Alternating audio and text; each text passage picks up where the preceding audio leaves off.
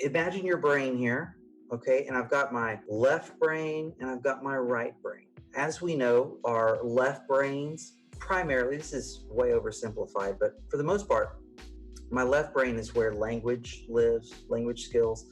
It's logical thinking, linear thinking. I remember all the L's. Left brain, logical, linear, language skills, sense of time, chronology, order, sequence. That's all left brain realities. So then on my right, in my right brain, okay, I've got a whole different set of things going on. I've got somatic, which means bodily. So I've got bodily processing happening there. I've got feelings, emotions. Now, why? What you think body and emotions? Well, have you ever thought about why emotions are called feelings? Emotions are called feelings because we feel them in our bodies. Okay, there's a somatic reality. That's all over here in the right brain. Over here in the right brain, whereas the left brain has that sense of time, the right brain is timeless. And so in a lot of ways, people sometimes actually say it's almost like they have two separate brains, two very different systems, but paired together, they make a great team. Here's how it's supposed to work in a healthy way. All right. Let's say none of y'all know her, so I can do this. Jessica's on here, and I had a meeting with Jessica, and we had some coffee, and I can think right now about coffee, and I would just encourage you to think about coffee, or if you don't like coffee, you can think about whatever beverage you want. But I can think about that coffee, and I can remember where I was and all that, but then I can say, oh, but didn't it smell good? Oh, and the taste of it and the heat. I can remember, those first sips having to be really careful because it stung my lips. Well, what just happened there? In my left brain, I thought about coffee, the word coffee. Okay, I got that. Oh, yeah, and a time I had coffee. Oh, yeah, I had coffee. Oh, and who was there? Jessica was there, all that. That's all left brain stuff. Sequential, orderly, in chronology, sort of what you would expect, word association, all that. But then I go, but that coffee was so good. And I remember how it smelled, and I remember how it tasted. I remember how it felt on my lips. That's a right brain function.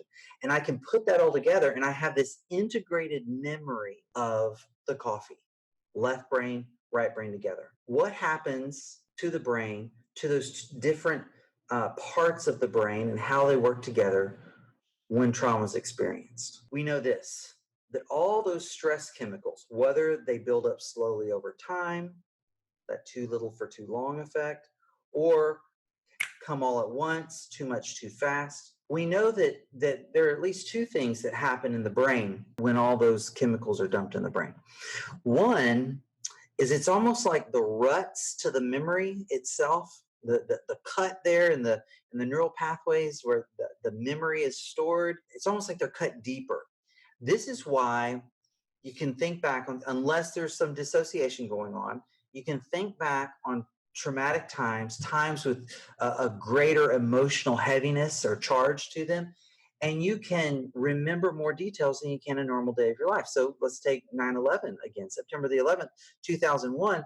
I know right where I was. I was in my dorm room at Elmira College in Elmira, New York. I remember details about that September 11th that I can't remember about the past September 11th. So years later, I can remember September 11th, 2001. I don't know about September the 11th of really any other year, but the memories themselves are deeply ingrained into my brain. So that's one thing that trauma does. Here's the second thing that it does. Those same chemicals actually cause the part of the brain that connects left and right hemispheres, okay, to decrease in functionality. So there is a dissociation. The memories are cut there, but they're not hooked together between left and right. And that has this effect. After 9/11, just a couple months later, I flew home. Once I saw the planes in person, I had this response, this rush come over me. What happened? Okay. Well, my right brain, where there were these sensory cues, remember, that's where all the body memories are. So the five senses, which is see, hear, smell, taste, touch. It got that cue of that airplane, and it remembered all the body sensations from 9/11, and it began to respond to that. And it began to respond to it in the way that the right brain would, being unchecked by the left brain. And which is what? Remember, the right brain is timeless. So when the right brain remembers disconnected from the left brain, I'm not just remembering, I'm reliving.